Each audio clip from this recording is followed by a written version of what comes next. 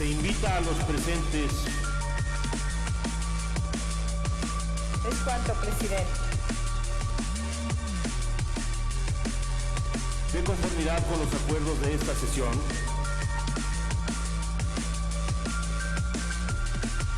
Cierres el sistema electrónico. El tema de la corrupción y la impunidad que existe en torno a esta conducta delictiva representa un grave problema para México.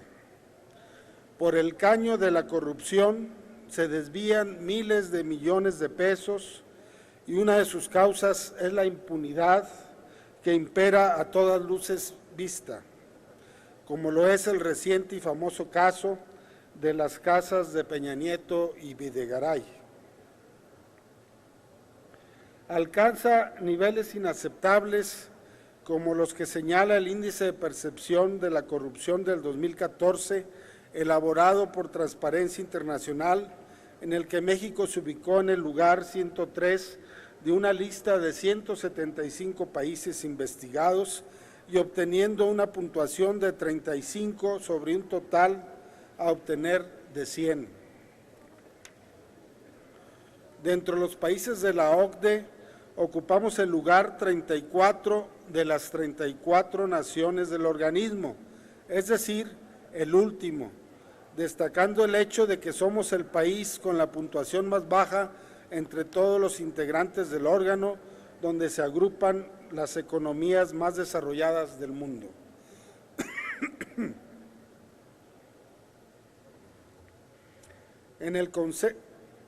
La corrupción es una amenaza para la gobernanza, el desarrollo sustentable, los procesos democráticos y las prácticas competitivas justas.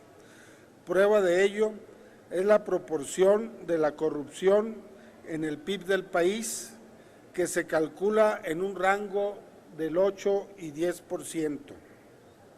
Bajo esta perspectiva, debemos recordar que el Partido del Trabajo desde siempre se ha manifestado por la erradicación de este flagelo que agrede en todos los ámbitos de la vida nacional.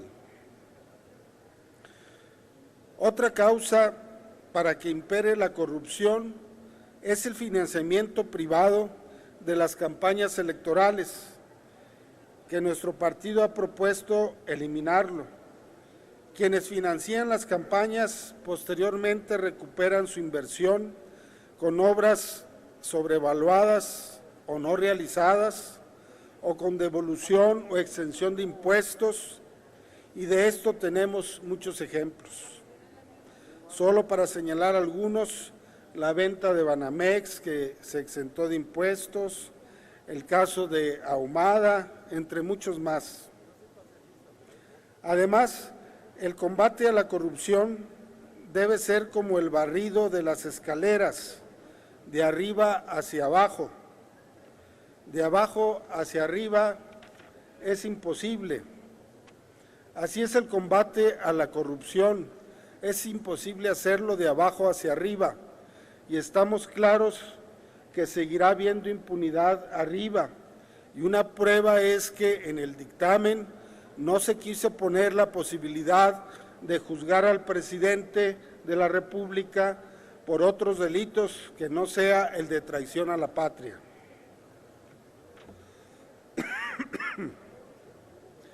Los países capitalistas que tienen los más bajos niveles de corrupción también tienen un mejor nivel de vida en sociedades menos desiguales, con un desarrollo más armónico, como es el caso de los países nórdicos, Finlandia, Suecia, Noruega.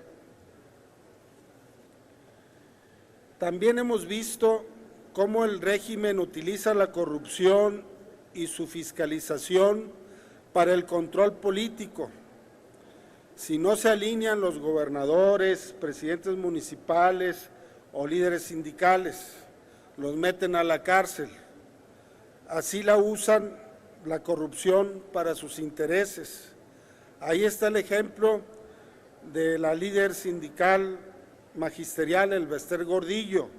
No se alineó a la disque reforma educativa y la encarcelaron. En cambio, el líder petrolero sí se alineó a la contrarreforma energética y allí anda libre sin ningún problema, aunque también se haya enriquecido a costa de los trabajadores y del presupuesto público.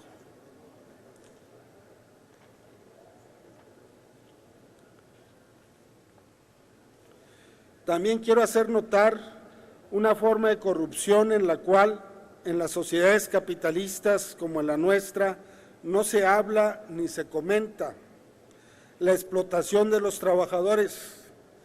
Cuando tenemos grandes empresarios que se enriquecen de manera insultante a costa de pagar salarios miserables a sus trabajadores, y un ejemplo es el del señor Larrea del Grupo México, que además de los salarios bajos, sus trabajadores se desempeñan en condiciones que ponen en riesgo su salud y su vida, mientras él goza de los primeros lugares en la lista Forbes entre los más ricos del mundo.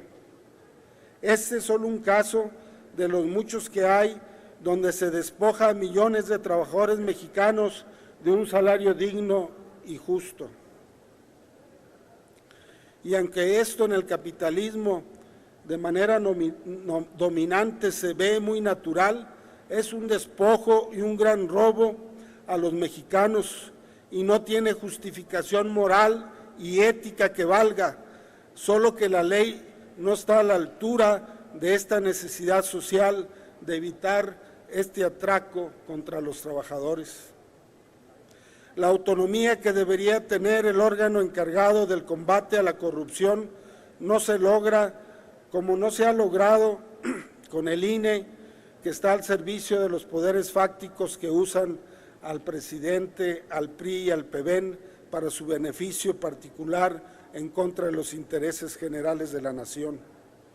La única forma para lograr la autonomía del órgano que combata la corrupción es que su titular sea electo por el pueblo, con el voto directo y universal del pueblo de México. En este próximo proceso electoral federal solo se elegirán diputados federales. Pudiera elegirse también al responsable del combate a la corrupción y al Procurador General de la República.